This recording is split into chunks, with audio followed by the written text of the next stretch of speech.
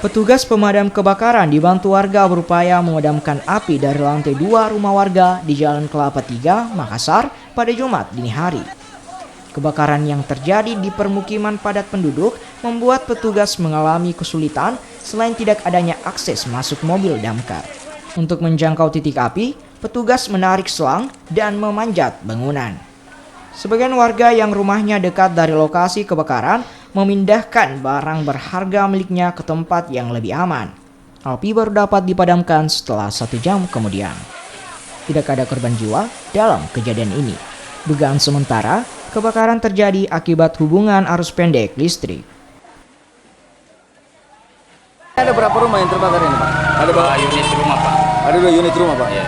Ini jam berapa kejadian laporan masuk dari warga, Pak? Laporan 21.14, kemudian tiba di lokasi 21.18, jadi cuma 4 menit tiba di lokasi.